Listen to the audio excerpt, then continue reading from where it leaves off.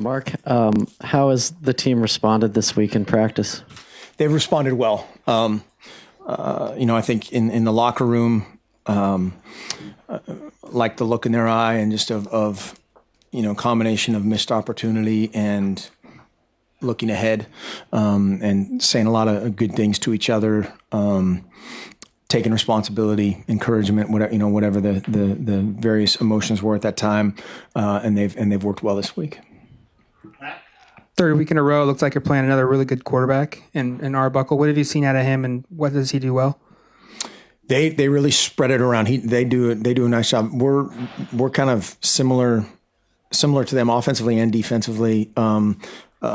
Schematically, a little bit more pass oriented than we are, and obviously the freshman receiver has had a couple unbelievable games, and they just do a great job making plays on the ball. Had some tough turnovers, had a great win last week on the road, and finally kind of broke through. And then just a bunch of athletic guys that they get in space with enough run mix to make the play action work. Coach, clearly no one wants to lose a game, but several players have said that they felt the way the game went in terms of you guys fighting back on the road against a good team like that has really brought maybe the team closer together. Have you noticed that at all? I think so. It was, I thought a time when I was looking at a bunch of eyeballs was after that first drive, the very first drive for our defense, because everybody's, hammering them last week, and the first drive, we're in the wrong gap, and they spray out a big run, miss a tackle, it becomes bigger. They score on a play action, and it's just bang bang. That's a time where, usually there's some uncertainty, some finger pointing, whatever it may have, elicited, and there was none. There was accountability. There was, immediate recognition of what happened, and they kept playing. Played probably their best football. They had the ball a ton in the third quarter and building into the fourth quarter, and that will pay off. And it's one of those things. And we talk all the time about a sense of urgency, but sometimes it takes a true punch in the gut to. Okay, that third play of practice, that really matters. Or hey, that 17th play of the drill really matters, and so it can't do anything but help us, and we won't let it not. Are you preparing both Vernon and Jeff to maybe be the starter this week, just in case? We're preparing very similar how we have. All those guys are, taking reps and out there. And we'll see how it all shakes out. We know you don't talk about injuries, but players and some coaches have acknowledged that there is an injury on a certain hand of a quarterback. But what people are saying is that the toughness he's shown and the resiliency and the accountability, even in the face of his own injury, has really helped embrace him and ingratiate him with his team, and that he is truly a Duck. It doesn't matter. He's been here 4 weeks. Do you get a sense that he's really demonstrated to this team that he's one of them and not just a gun for hire, so to speak? Oh, definitely. And I think that started, I think I said on day one, he wanted to step in front of the team and make this big talk and apologize for being a distraction, all this stuff. And I'd say, don't talk, just do. And he has worked ever since then. And that really ingratiated his, into everyone is just how hard he worked. And certainly, taking accountability for things that may or may not be your fault, or certain things that are out of your control. Absolutely. And that's the sign of a good leader. And then, hopefully all the followers do the exact same thing, in terms of taking accountability, looking at themselves and what could I have done? What will I do? All those things going forward. Go to brief, right inside. Vernon said he felt a little uptight and that he wasn't really having that much fun on Saturday. Did you see that? And do you think he can loosen up a little bit? Man, that's one of those things of just being around him more, and the chemistry of him and his teammates, or getting to know him a little bit. That's something you're always finding out about your team and your individual players, is who needs that look in their eye of kind of the high anxiety.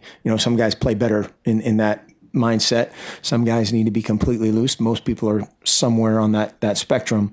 But I don't think, I'm sure the crowd and the defense and everything else contributed to a little bit of the anxiety, but I don't think he played uptight. You guys haven't generated a ton of pressure on defense on quarterbacks, but then again, you face quarterbacks that got rid of the ball really quickly and on time.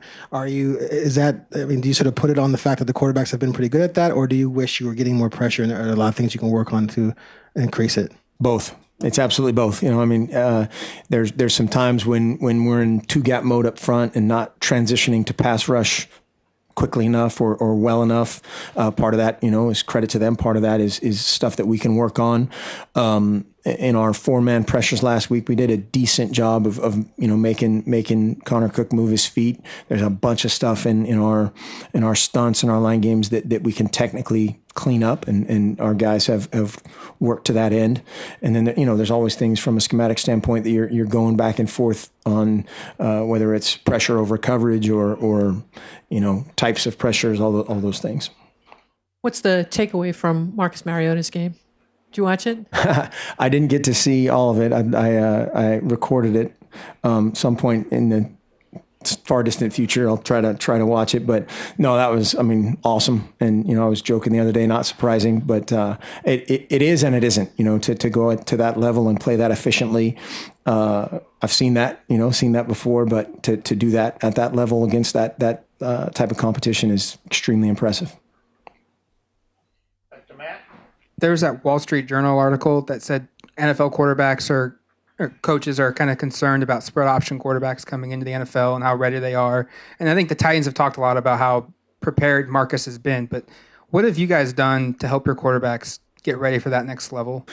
Our quarterbacks are quarterbacks. They're not spread quarterbacks. They need to know defense. They need to know pressures. They need to know why things occur. It's not throw it over here to this guy or look at this guy and then run. That we don't do that.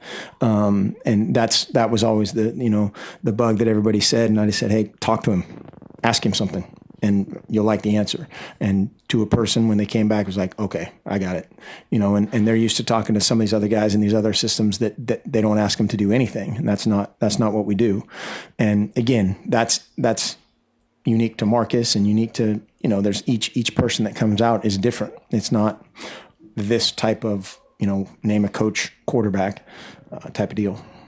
I know it wasn't perfect, but considering the quarterback you were facing and the team you were facing, were you pleased with the growth of the secondary last week from week 1?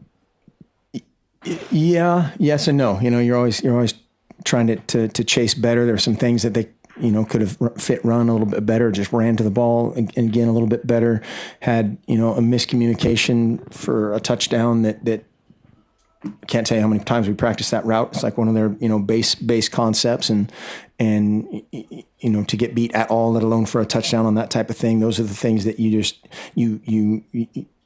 it's hard for those things it's hard to swallow those things. I'm breaking many of my rules here. I said we can't talk about this anymore. But